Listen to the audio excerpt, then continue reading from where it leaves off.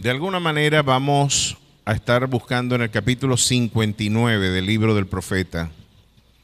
Libro del profeta Isaías, capítulo 59.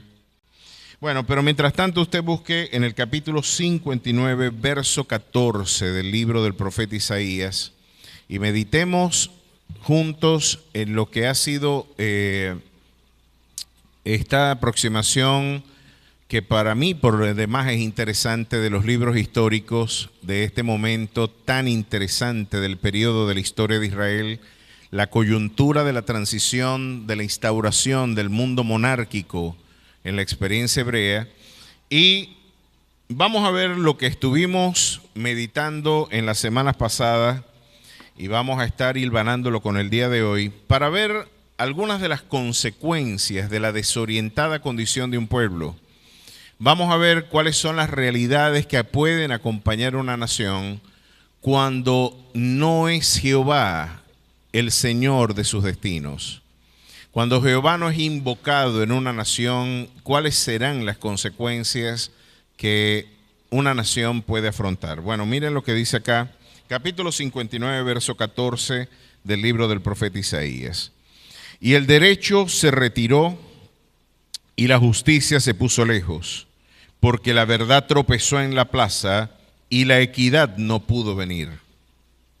Y la verdad fue detenida, y el que se apartó del mal fue puesto en prisión, y lo vio Jehová y desagradó a sus ojos, porque pereció el derecho. Que el Señor bendiga su palabra en este día. Dios y Padre Celestial, gracias por tu dulce palabra, porque ella es lámpara a nuestros pies y lumbrera a nuestro camino.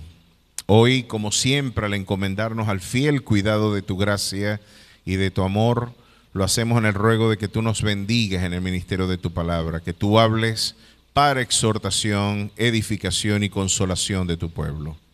En Cristo Jesús. Amén y amén.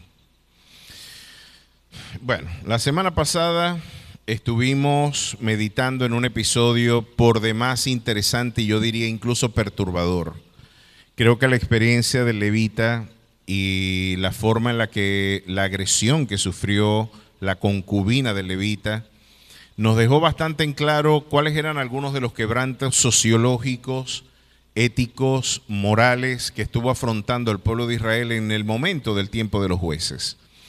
Es por demás interesante ver que la teología del Antiguo Testamento, y esta es la gran hilvanación, no existe tal cosa como una teología solamente del Antiguo Testamento. Estamos ante una teología que está en un desarrollo progresivo, en una revelación continuada y que se sella, por supuesto, con la consumación del canon. Para nosotros es muy importante la idea del canon bíblico, porque después de todo, si nosotros para entender cuáles son los criterios, las normas, los horizontes de nuestra esperanza, qué podemos decirle amén y a qué no le podemos decir amén, tenemos que entonces definir cuál es el criterio de nuestra esperanza. Vamos a tener que empezar a preguntarnos cuáles son los límites, posibilidades y naturaleza de la verdad, del criterio de verdad que la iglesia articula como horizonte de esperanza. Pues de alguna manera, para nosotros esa respuesta la tenemos de manera concluyente en la Biblia. El profeta Isaías decía, a la ley y al testimonio. Si no es como dice este libro, es porque no les ha amanecido.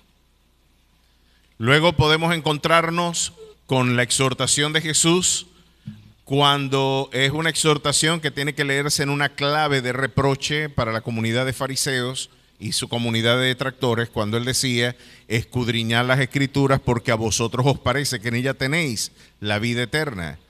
Esto le está diciendo un reproche a aquellos que afirmaban ser los auténticos preceptores y los auténticos preservadores de la ley. Él les decía, bueno, ustedes deberían escudriñar las escrituras porque ese libro es el que da testimonio de mi naturaleza, de mi identidad, de mi llamado. Ese es el documento que da testimonio de mí. Pero Pablo decía, y el apóstol Pedro también lo sostiene en sus epístolas, que si nosotros predicamos, debemos predicar conforme a la palabra de Dios. Nosotros tenemos que estar estrictamente ceñidos a las Escrituras, y yo que me he ocupado de dos actividades que incluso podrían interpretarse como antagónicas, la filosofía y la teología. Alguien podría decir, bueno, pero es que la actividad filosófica parece marchar a contrapelo de la exposición bíblica. Usted, pastor, ¿cómo hizo para lidiar con el ateísmo y con toda esa comunidad de detractores que formaron parte de la historia del pensamiento occidental? Usted leyó a Marx, a Friedrich Nietzsche, a Augusto Comte, a Sigmund Freud, y pare de contar de Martin Heidegger a Michel Foucault, de Jacques Derrida hasta la Simone de Beauvoir o Jean-Paul Sartre. Toda la intelectualidad del mayo francés es cáustica a nuestra fe. El pensamiento del siglo XX y el pensamiento de posguerra, y ni hablar del pensamiento posmoderno, está absolutamente desarraigado de la perspectiva de nuestra espiritualidad. Estamos ante un pensamiento que, como diría Francis Schaeffer, traduce la crisis poscristiana de la cultura occidental. Estamos en una crisis poscristiana, en una cultura que le dio la espalda a los grandes valores de la espiritualidad y que, por lo tanto, estamos ante el final de la civilización auténtica, porque la única forma, desde la perspectiva de Schaeffer, y creo que puede respaldarse esto bíblicamente, la única manera de vivir civilizadamente es a través de los valores de nuestra fe. Pregúntele usted si prefiere vivir bajo los preceptos de un Corán, que al que no suscriba las ideas de ese documento. Usted sabe que cuando a uno de estos radicales islámicos le corta la cabeza a un infiel, le está haciendo un favor. Porque desde la perspectiva teológica del Islam, cuando usted le corta la cabeza a un infiel, está evitando que él vaya para el infierno, porque él está haciendo el favor de sufrir en la tierra lo que ahora no va a sufrir en el infierno. Así que le cortan la cabeza y usted le debería dar gracias. Porque después de todo lo está eximiendo del juicio eterno, cuando el juicio terrenal reposa sobre ustedes.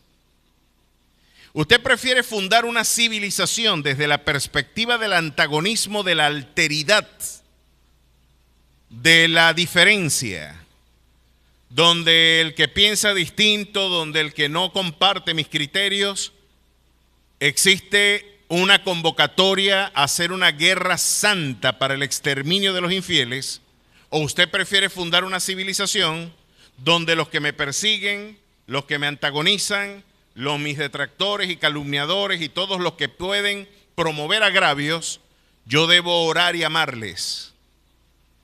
Porque para la espiritualidad cristiana no hace falta que usted comparta la fe con un cristiano para que el imperativo ético de la espiritualidad cristiana se cumpla, de amar a su enemigo.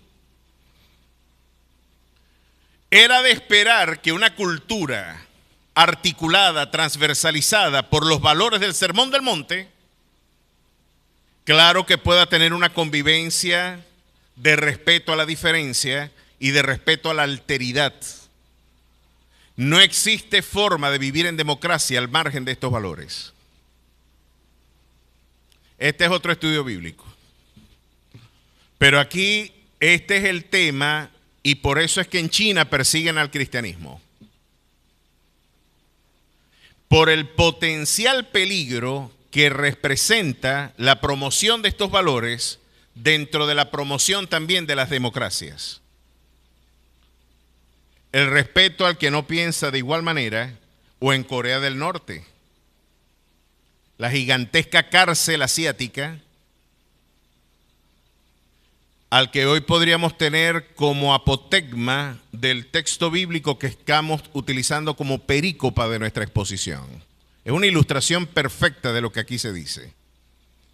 Estuvimos viendo la semana pasada algo para mí absolutamente perturbador y muy lamentable, la forma en la que el pueblo de Israel llegó incluso a promover la sodomía en el caso de las tribus de Benjamín, como el exterminio fue la única respuesta que lamentablemente las circunstancias históricas presentaron, como la aniquilación prácticamente de una tribu fue la consecuencia de la desorientada condición espiritual de la tribu de Benjamín, pudimos ver los niveles de deterioro sistemático y podemos darle cumplimiento a aquello que decía la filósofo israelí Hannah Arendt en su libro El caso de Eichmann, en donde el juicio de Eichmann de alguna forma se terminó convirtiendo para ella en un laboratorio sociológico de lo que ella decía. Miren, nosotros estamos hablando mal de este sujeto que realmente es un monstruo.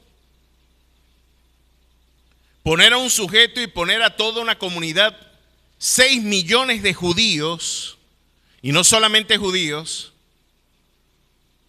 gitanos, cristianos. Dietrich Bonhoeffer, nuestro querido pastor Dietrich Bonhoeffer, en su libro El costo de la gracia, uno de los grandes apologistas y uno de los grandes pensadores de nuestra fe, murió una semana antes de que los aliados tomaran ocupación de Berlín. Así que dentro de esa comunidad de mártires estuvo, por supuesto, pastores que ofrecieron resistencia al planteamiento del nacionalsocialismo alemán. Pero lo interesante es que usted sabe qué es utilizar la muerte como una industria. ¿Y tú a dónde vas? Voy a trabajar. ¿A qué? A matar gente. Y que tú te vayas y marques, como se marcaba antes, una tarjetica de asistencia, y usted lleva la lonchera para comer y después compartir, y los objetivos del día es matar y exterminar, incinerar millones de vidas. Hacer de la muerte un proceso industrial. A lo que la escuela de Frankfurt diría, bueno, esas fueron las consecuencias de la racionalidad argumentativa occidental, y a donde llegó esa racionalidad tecnocientífica fue el exterminio de la misma condición humana. Esa presunta racionalidad emancipada de Dios, ahí es a donde te lleva. Y ahora respondo a la pregunta de usted cuando diría, ¿y cómo hizo el pastor para estudiar filosofía y teología? Pues yo estudié la filosofía como un médico estudia patología. Ayer compartía con Amada y con José, bueno, yo tengo que conocer la enfermedad para combatirla. Y de alguna manera lo que sí puedo entender es que yo no tengo el optimismo que gran parte del planteamiento filosófico cartesiano tenía, de que la racionalidad es la facultad que puede promover la consecución de la verdad. La facultad que puede penetrar en la estructura esencial de la realidad. Para Descartes era la razón. De ahí viene el cogito ergo sum. Pienso, luego existo. La razón es la facultad para yo descubrir el aspecto más esencial de la naturaleza, de la historia y de la condición humana. Pues nosotros como cristianos decimos de que la razón está también contaminada por el pecado. No hay nada de la condición humana que no esté siendo lesionada por ese cáncer que promovió metástasis en cada una de las dimensiones de la condición humana. Espíritu, alma y cuerpo se han visto lesionados por la lamentable condición de nuestro pecado. Ahora, yo estudié esto porque así como un patólogo, imagínese usted que va para un neumonólogo y usted le diga, oye, me siento mal, tengo dificultad respiratoria, fiebre, y se parece igualito al COVID. Y el neumonólogo le diga a usted, ¿y qué es el COVID? ¿Y usted no sabe qué es el COVID? Bueno, yo escuché por ahí que hay algo que se llama así. Es como una gripe, y el neumonólogo te diga, ¿y qué es una gripe? ¿Qué es una gripe? Hermano, y esto lo voy a decir no tanto desde el resentimiento, porque sabe que somos el único pueblo, tengo que decirlo, somos el único pueblo que glorifica la ignorancia. Los evangélicos y los predicadores, hermano, el que yo esté hablando de estas cosas ahorita hace crujir los dientes de algunos pastores. Aunque usted no lo crea, esto hace crujir los dientes de alguna gente. No sé por qué. Una de las claves me la dio Pablo Alberto Deiros en su libro El protestantismo en Latinoamérica. Él dice, lo que pasa es que el antiintelectualismo caribeño está emparentado en gran medida con un espíritu antielitesco. Lo intelectual nos suena elitesco. Y como somos antielitescos, Todo lo que suene a burgués, todo lo que suene encumbrado, todo lo que parezca que tiene un tonito elitesco, lo vamos a ver como sospechoso. Pues los evangélicos latinoamericanos, sobre todo los del Caribe, le hemos repetido una y mil veces a los jóvenes: la letra mata, el espíritu vivifica. Por no tener letra, esos evangélicos están deteriorando la fe de mucha gente. Porque la Biblia ahí no está diciendo que usted se quede bruto para ser espiritual.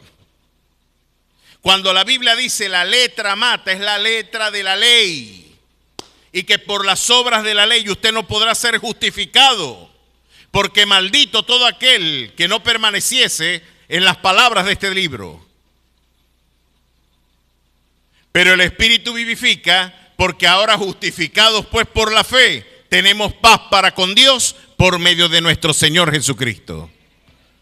Se están dando cuenta que es una metáfora, es una sinécdoque, una metonimia de la auténtica experiencia que debe tener el creyente. ¿Cuál es el riesgo de la formación?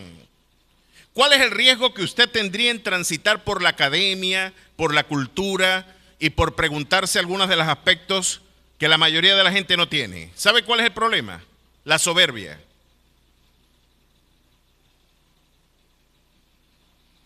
Porque el conocimiento es una forma de poder. Y el poder, si no se administra espiritualmente, promueve altivez. Ese es el auténtico riesgo del conocimiento. Pero yo quiero más bien comunicarle a los jóvenes: estudien, prepárense, sean los mejores estudiantes en su academia, lean un libro por semana, lean muchos libros, pero vivan en este. Pónganse los lentes de la fe y evalúen el mundo. No desmayen en su búsqueda y en el conocimiento. Yo sí quisiera ver aquí premios Nobel. A mí me gustaría que quise levantar un Jacinto Convict. Pero ¿usted cree que vamos a salir de nuestras iglesias un Jacinto Convict con un resentido predicador que en su espíritu antielitesco resienta que el muchacho tenga más conocimientos que él? ¿Sabe por qué algunos pastores no quieren que la gente estudie? Porque no lo van a poder manipular. Porque el antídoto en contra de la manipulación es la información. Cuando usted dice: mira, pastor, yo te quiero mucho, pero eso no lo dice la Biblia. No, aquí soy yo el pastor y usted obedece porque yo soy el pastor. Hermano, yo lo lamento. En Alfa y Omega, yo los he enseñado a ustedes a huir por su vida.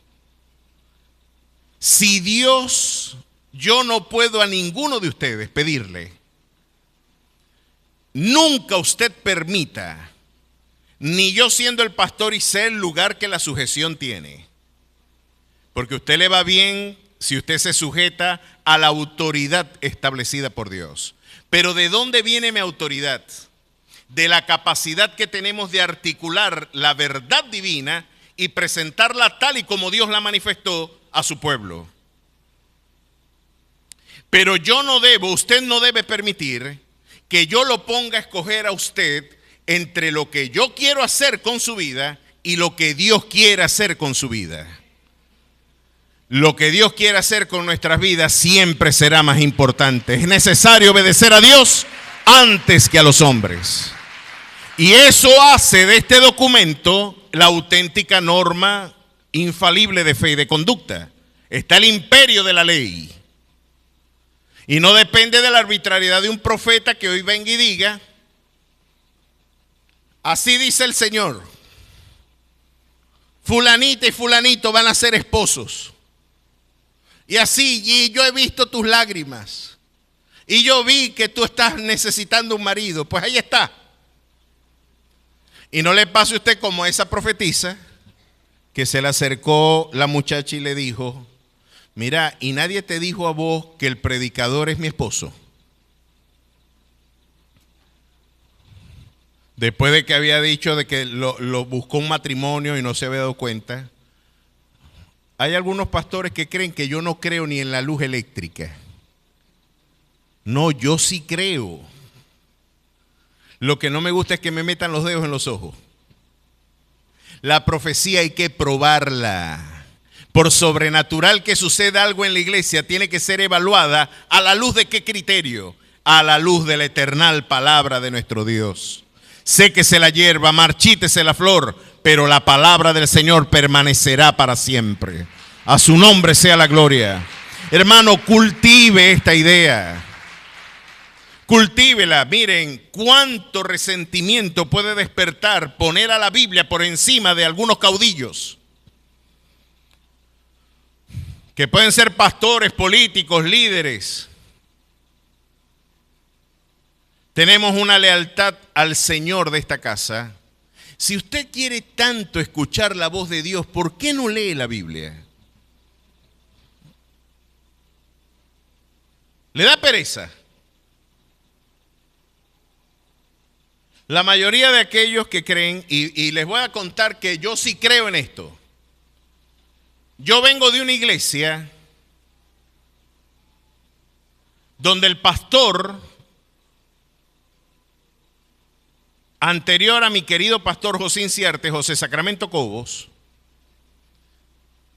un tipo se paró al final y escribió 2 páginas de panorama diciendo de que un tsunami iba a acabar con Maracaibo, Lagunillas y Cabima. Y la comunidad maravina estaba alertada, muchachos, estaban asustados. Dios mío, Lagunilla está a 2 metros por debajo del nivel del mar. Imagínate cómo será, el muro de contención se va a caer, nos vamos a ahogar toditos aquí, se va a acabar Maracaibo, Lagunilla y Cabima. Y eso generó un malestar. Esto fue a finales de los 70, más o menos. Lo cierto es que el pastor José Sacramento Cobos, ya bastante anciano, viene y dice: hermano, un hermano publicó en la prensa que esto va a suceder y esto va a pasar y esto va a pasar en Maracaibo. Yo tengo responsablemente que decirles que eso no es de Dios. Esto no es de Dios. Y el tipo se paró bravísimo, estaba al final de la iglesia y salió corriendo y se vino para el púlpito a desafiar al pastor. Y le dijo: si Jehová no habló a través de mí, que Jehová me mate. No terminó de decir me mate y cayó seco. Seco, estirado en la iglesia, y tenemos muchos testigos de ese evento. Y el pastor con corazón pastoral de José Sacramento Cobos, tenemos noticias que fue a orar por una enferma en el Hospital Universitario de Maracaibo. Parece que le llegó tarde porque llegó y la mujer estaba muerta. Ya estaba fallecida, ya estaba tapada. Y él dijo: yo vine a orar por ella, así esté muerta. Y la mujer se levantó. De eso tenemos noticias. Yo sí creo. Lo que yo no estoy montado es en el histrionismo que muchos tienen. Y el corazón de este pastor dijo: vamos a orar por él. Oró y el hermano se levantó. Porque para Dios no es nada imposible, hermano. Ahora, ¿voy a hacer yo de una experiencia la norma de mi fe? No. Ese es el gran problema del evangelio contemporáneo. Tus experiencias no son la norma de fe de la iglesia. La experiencia del cristiano deriva de lo que Dios habló. Y ya andamos por los senderos que el Señor creó de antemano para que anduviésemos por ellos. Eventos sobrenaturales. Vamos a los eventos que hemos vivido.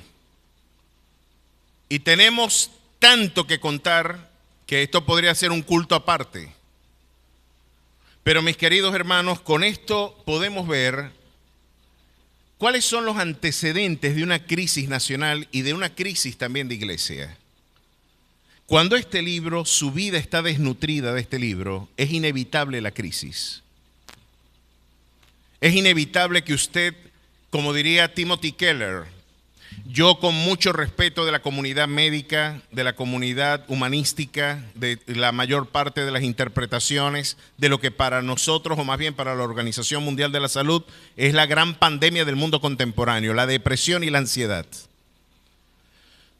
Es verdad que hay un fundamento fisiológico y orgánico para gran parte de las disfunciones que hoy estamos afrontando en términos de conducta, de depresión, de ataques de pánico. Usted intoxicado de cortisol, con un sistema nervioso irritado, va a tener respuestas involuntarias y va a tener un conjunto de elementos disruptivos a su estabilidad y a su homeostasis emocional. Pero la Biblia da pistas sobre esto. La ansiedad es una forma de incredulidad. La ansiedad es la idea de que las cosas dependen de mí o de otras fuerzas distintas a Dios. Yo no puedo creer que Dios me diga, echando toda vuestra ansiedad sobre Él, porque Él tiene cuidado de vosotros, y que Dios me dé una orden que yo no tenga la posibilidad de poder cumplirla. Yo creo que lo que Dios demanda de mí es porque yo tengo la capacidad de poder cumplirlo. Dios no me va a pedir a mí, solamente serán salvos los que corran los 100 metros planos en menos de 9 segundos. Nos morimos todos para el infierno. Nadie aquí, ni Usain Bolt, ha recorrido los 100 metros, ¿verdad? En 9 segundos, siempre es 9 y piquito. Imagínese usted a pedirle a un paralítico, tú te vas a salvar es solamente si puedes salir corriendo y llegas a la meta. Dios no va a pedirme algo que yo no pueda cumplir. Así que si me pide la ansiedad es porque yo puedo entregarla. Y Timothy Keller no se equivocó cuando decía, mira, la ansiedad es la idea de que lo que Dios va a hacer en tu vida, tú no estás de acuerdo con lo que Dios está haciendo.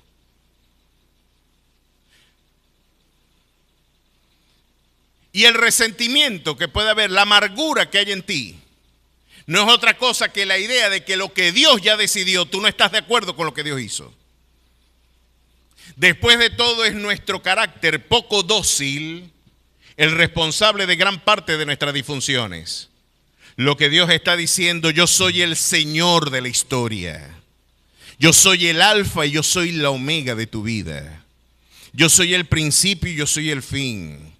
Entender los atributos divinos, cultivar su naturaleza, entender su carácter, entender y discernir el alcance de su carácter y naturaleza es un elemento terapéutico en nuestro corazón, hermano. Saber en quién está el control de las finanzas de nuestra familia. Tengo que decirle algo, porque este es el concepto que Salomón brinda como respuesta terapéutica a la ansiedad del totalitarismo. ¿Cuál es esa? Sobre el que está gobernando hay uno que está más arriba de él. Hay un Dios que está conduciendo los hilos de la historia y que dice la Escritura que como están los repartimientos de las aguas en la mano de Jehová, así están en la mano de Jehová el corazón del rey. Hacia donde él quiere, lo inclina. Por difícil que nos resulte pensar en esto, yo tengo algunas cosas que quejarme y les voy a dar un ejercicio de cómo yo estoy solventando mis propias crisis personales.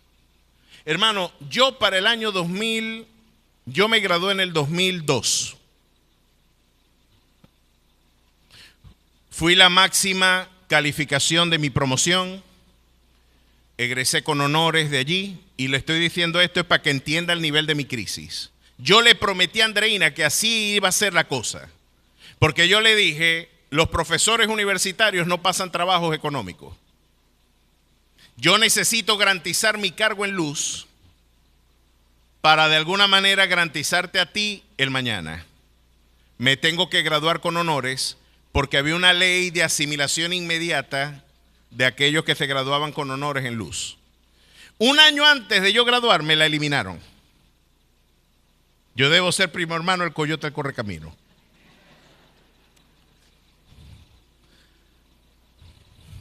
Abren concurso, me gradué. Abren un concurso de credenciales y ganó el concurso un muchacho que tenía menos credenciales que yo y por razones políticas él ganó. No hay nada nuevo debajo del sol con esto de que alguien puede ganar con una palanca. Ese es el cotidiano vivir de Venezuela y de gran parte de Latinoamérica. esa sociedad de mediocres y sus cómplices. La llamaba Arturo Larpietri. El mérito es sospechoso. Eliminaron el cuadro de honor. Hay que eliminarlo porque el mérito no hay que premiarlo. Aquí lo que se premia es la lealtad a algunas ideas, no la excelencia académica. Yo me gradué en el 2003. Tenía 5 años de experiencia académica, que se me cuenta como antigüedad, y en el 2023 yo me debía haber jubilado. Porque en el 2023 tenía 25 años de servicio. Usted se pregunta cómo vivía un profesor universitario en Venezuela antes. Cuando lo jubilaban, se compraban carros, montaban un negocio, tenían varias cosas y tenían solvencia, independencia económica. Bueno, nosotros acabo de dar un curso en el doctorado y me pagaron después de 2 meses de trabajo $16,7. Un curso de doctorado. ¿Tengo razones para estar resentido? Sí. Porque el mérito no se está premiando. Estoy siguiendo el camino equivocado de la prosperidad. Y permítame un poquito de sarcasmo. La prosperidad en este caso es lealtades, no talento. Y tenemos el mundo al revés. Porque un padre que serio le va a decir a su hijo, esfuérzate, haz las cosas bien para que te vayan bien. ¿Qué dificultad tienen los padres cuando forman a un niño y le dicen, ve, lo importante es tener un carnet o una suscripción para poder garantizar tu mañana? El derecho se retiró y la justicia se puso lejos. Porque la verdad tropezó en la plaza y la equidad no pudo venir. Y la verdad fue detenida y el que se apartó del mal fue puesto en prisión. Y lo vio Jehová y desagradó a sus ojos porque pereció el derecho.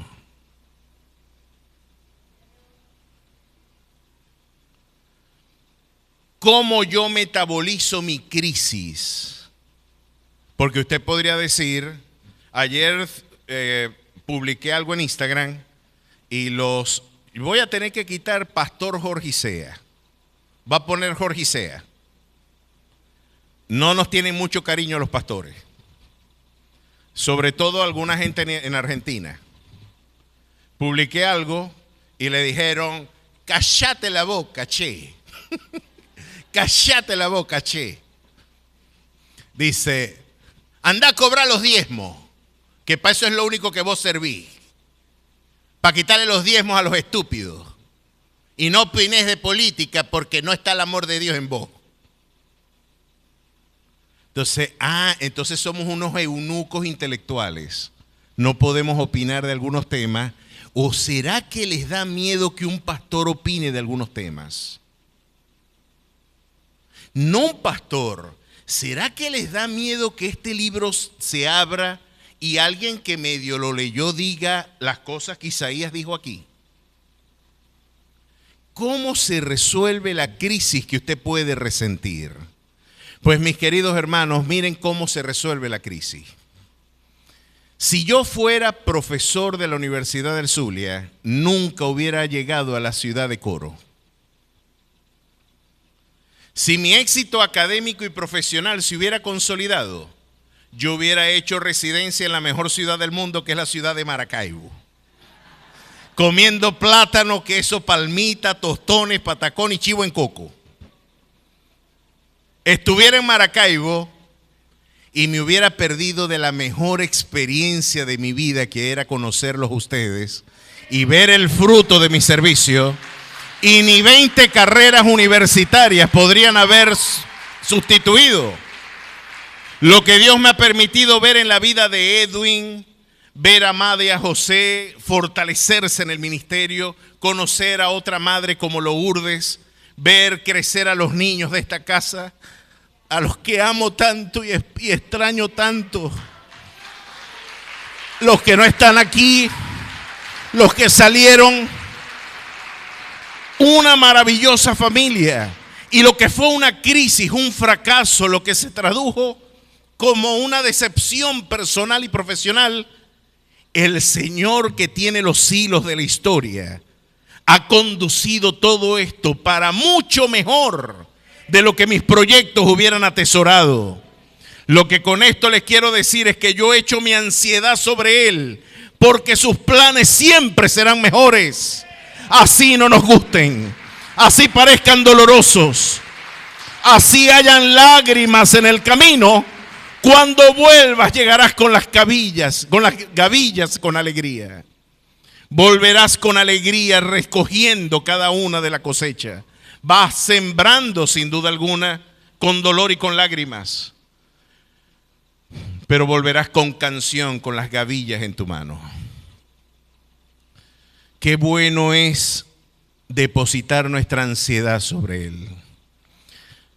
Ahora es doloroso el exilio. Yo todavía lloro a los que se han ido. ¿Usted cree que no echo de menos? Y no voy a empezar a nombrarlos porque no tengo forma de nombrarlos. Son casi 300. Eso es demasiada gente. Tenemos gente hasta en China. Alguien podría decir, perdió Dios. El derecho se retiró. Y la justicia se puso lejos, porque la verdad tropezó en la plaza y la equidad no pudo venir. Y la verdad fue detenida. Hermano, el fundamento de la libertad es la verdad.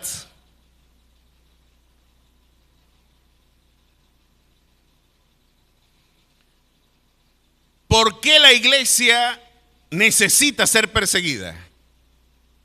Porque es columna y baluarte de la verdad. No una iglesia sábado sensacionalizada, mercantilizada, afanada en el entretenimiento y en estupideces terrenales, en pálpitos y en sentimientos. La iglesia intimidante es la iglesia militante de la verdad.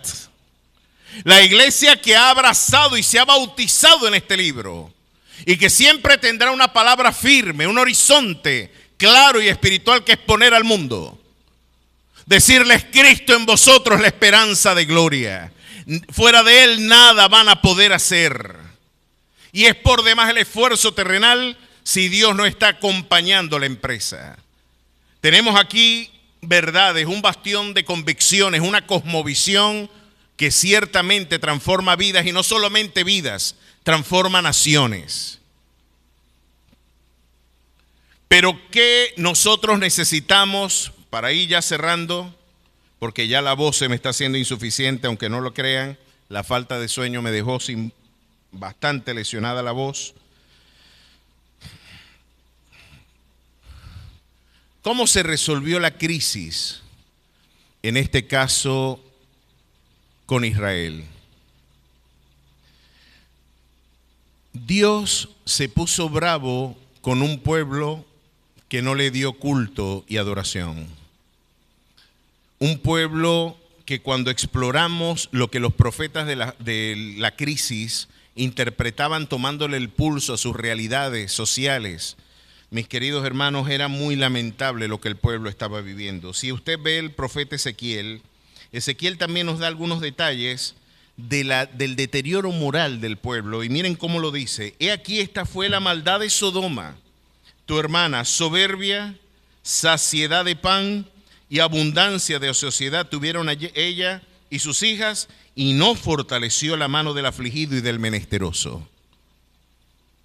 Hermanos, es inevitable el padecimiento cuando la soberbia, la saciedad de pan. Miren qué interesante lo que decía Herbert Marcuse en El hombre unidimensional. Después de todo parece tener razón. La opulencia nos envilece. La ostentación innecesaria nos envilece. Estamos en una cultura de la vanidad, donde la ostentación, la tapa, la fachada es más importante que el contenido. Usted le interesa cómo se ve por Instagram. Y usted puede hacer un retoque a la foto y ni su familia lo reconoce. Ya se hizo una cirugía plástica, esta es mi fachada social. Estamos ante un mundo como la cueva, la parábola de la caverna de Platón, hoy nos viene muy bien. En la parábola de la caverna de Platón, Platón decía, imagínense un grupo de gente que nació y se crió de espalda al orificio de una cueva, y lo que está viendo es el reflejo que ve allí, estuviera de espalda, solamente viendo el reflejo de las sombras de la gente que va pasando por enfrente de la cueva. La gente que está atada piensa que esas imágenes, esas sombras son la realidad. Solamente el que se escapa y sale de la cueva se da cuenta, oye, esas sombras no son lo verdadero. Lo verdadero es la vida que está aquí. El sol, la gente que veíamos, las sombras, era gente que pasaba frente a la caverna y no lo advertíamos. Esta persona se mete en la caverna, decía Platón, y la gente no le cree. Hoy estamos igualitos que la caverna de Platón, viendo sombras de lo que se supone debe ser la vida, y hemos olvidado el abrazo, la proximidad, el encuentro, el amor, cultivar tiempo de calidad. Ha venido a ser sustituido por el consumo de la pantalla. Y hoy nos encontramos con abundancia de ociosidad también envileciendo nuestra condición. Ante este diagnóstico, miren cómo Jeremías nos canta en estas preciosas por su origen divino, pero lamentables por el dolor que traducen. Miren lo que dice acá. Cómo oscureció el Señor en su furor a la hija de Sión. Capítulo 2 de Lamentaciones. Derribó del cielo a la tierra la hermosura de Israel y no se acordó del estrado de sus pies en el día de su furor. Verso 4 del capítulo 2 de Lamentaciones. Lamentaciones 2:4. Entesó su arco como enemigo. Afirmó su mano derecha como adversario. Y destruyó cuanto era hermoso en la tienda de la hija de Sión, derramó como fuego su enojo. El Señor llegó a ser como enemigo, destruyó a Israel. Destruyó todos sus palacios, derribó sus fortalezas y multiplicó a la hija de Judá la tristeza y el lamento. Quitó su tienda como enramada de huerto, destruyó el lugar en donde se congregaban. Jehová ha hecho olvidar las fiestas solemnes y los días de reposo en Sión, y en el ardor de su ira ha desechado al rey y al sacerdote. Desechó el Señor su altar y menospreció su santuario. ¿Y cuántas veces el Señor nos está hablando con un megáfono a través del dolor?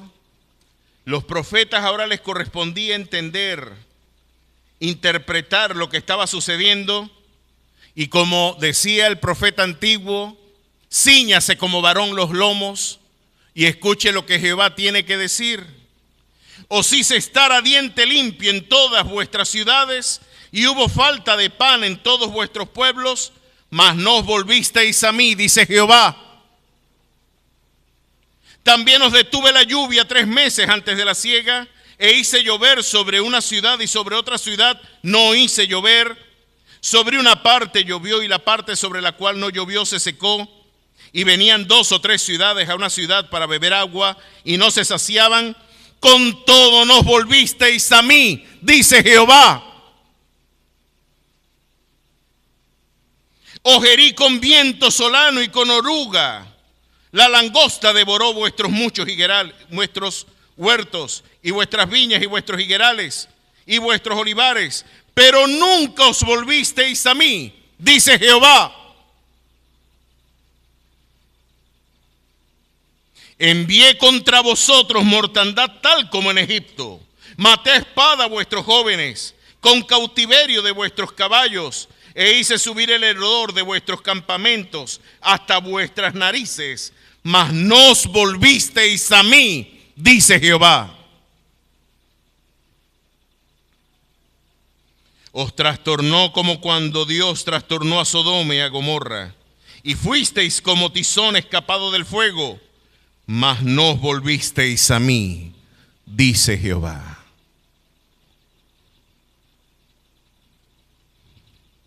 Dios habló y ha hablado muy claro.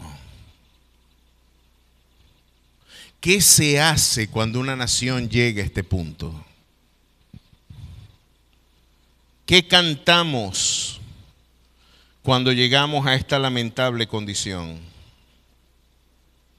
A mí me trae mucho consuelo esta canción. Invito a los músicos que puedan pasar al frente. Yo me imagino a Jeremías viendo llorar a su pueblo, un patriota auténtico,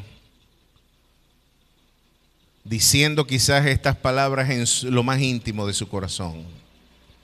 Cuando lo que pienso no me gusta, yo preferiría estar equivocado.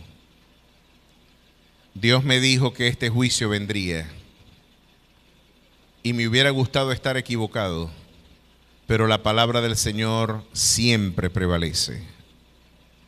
¿Qué debemos cantar en tiempos de crisis, amada iglesia? ¿Por qué tenemos que salir a predicar a tiempo y fuera de tiempo? Porque usted tiene que incomodar el día jueves.